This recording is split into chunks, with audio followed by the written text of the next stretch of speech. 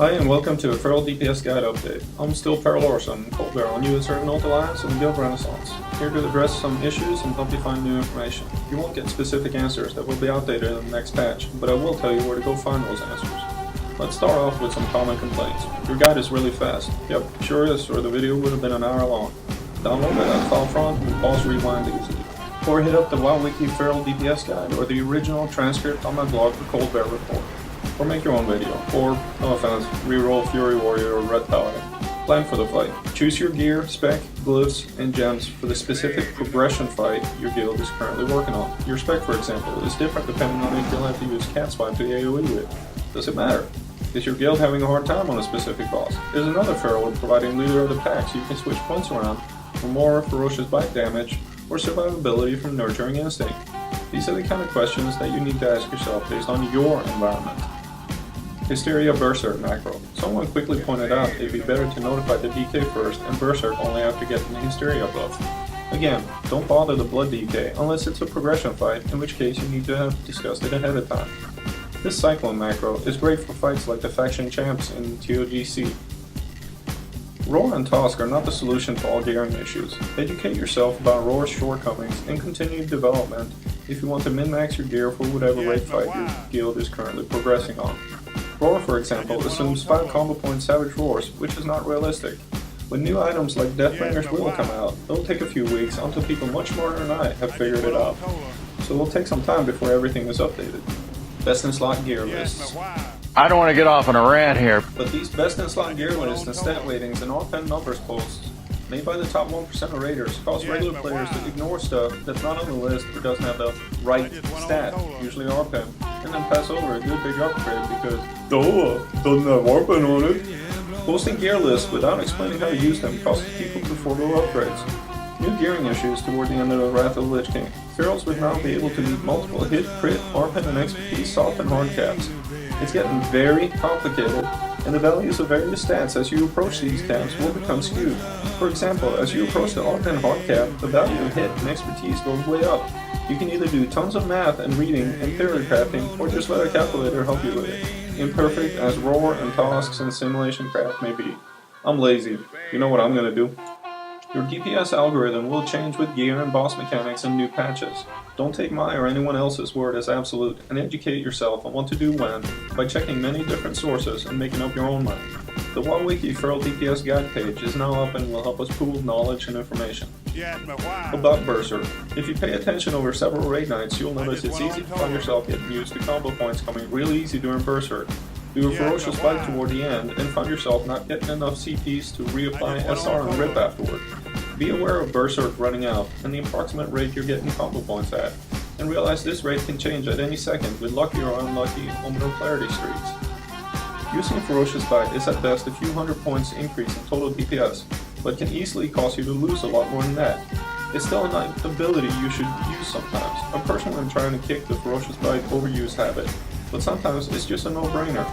I'm a mediocre player, so I arbitrarily decided I wouldn't use it unless I have 10 seconds or more left on both SR and RIP. If a boss is about to disappear and not take damage for a while, like Heroic Nubarak Burrowing, then hell yes, definitely. How close to when the boss disappears should you ferocious fight instead of RIP? That depends on your average FB damage and average RIP tech damage. Find those two numbers, do a little bit of math, and you too can figure it out. Add-ons. Feral by Night is pretty outdated by now and hasn't seen significant development in a while. It's a moot point with advances in Roar and Oval screens. I'd advise dropping FBN and picking up Oval, checking the script thread on EJ, and using a good timer bar add-on like Bad Kitty or Event Horizon. Oval is a very active add-on project for multiple classes that is highly flexible and instantly configurable by people much smarter than I. I'm very happy to freeload on their work and that way have more time to enjoy the game. Thanks to Furion, BCam, and everyone else working on this. If you're a raid leader or very concerned with optimizing your personal DPS, you might also want to check out the Raid Comp add-on, which will tell you in-game which buffs or debuffs are missing when assembling the raid. The Utopia add-on will let you monitor in real time the buffs and debuffs you should be concerned with, and is especially useful if you think someone in the raid isn't keeping a certain debuff up consistently. Websites. WoWWiki is a work in progress and you can help. The new Feral DPS Guide page means we can stop having 15 guides in 10 different places all saying slightly different things and maintained by only one person in each place, a person who can quit or leave at any time. A new Roar-like website also just launched called, no shit, AskMrRobot.com. It's in the early stages of getting things right, but is looking very slick, easy to use, and has no advertising. Roar 3 should be out by the time you watch this video, fully web-based, so no more downloading and updating. Advanced issues. Bark skin is your go-to skill for when you know there will be incoming damage or you have a bad debuff or whatever. Use it. A lot. It can also be worth popping in a bear form and hitting Enrage, Frenzied Regen if you have to run out of melee. Just don't accidentally taunt the boss, like I did. Nature's Grasp can proc Omen of Clarity. Ideally you should use it whenever you're pulling energy, but macroing it to TF is a bad idea since it causes a GCD when you're already at high energy.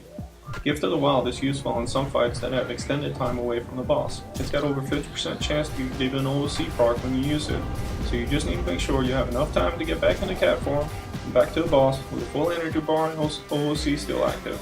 It's not a huge DPS boost, but it's there. And a Salve and Vigilance aren't the only thing that can help you with threat. You can also boom and intervene off of a warrior in defensive stance, though they're likely to be very busy.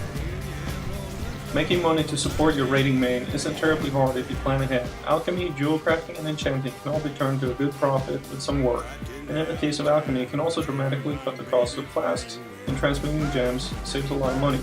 Your hard-earned raiding DPS gear can also be leveraged by farming mobs out in the world. Real-time performance analysis is currently mostly done by Recount and a very good threat DPS meter SCADA, but with a World of Logs account, you and your guildies will be able to analyze your performance on a second monitor after each wipe, quickly and easily. Colliding timer cycles. If you spend enough time on a target double, you'll notice there are times when a feral DPS player is incredibly busy, and times when you're just auto-attacking and pulling energy.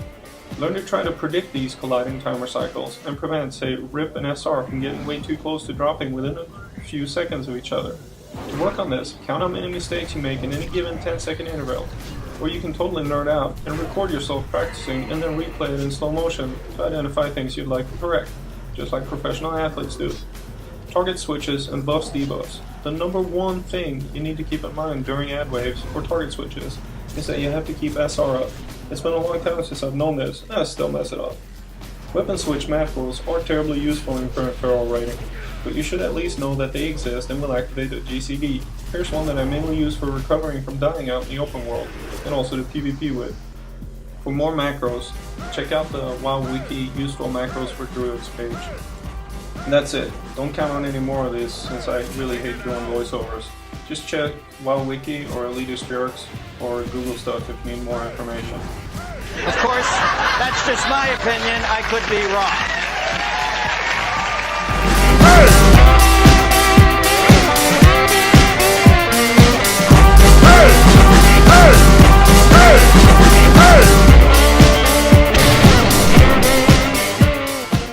Cause regular raiders to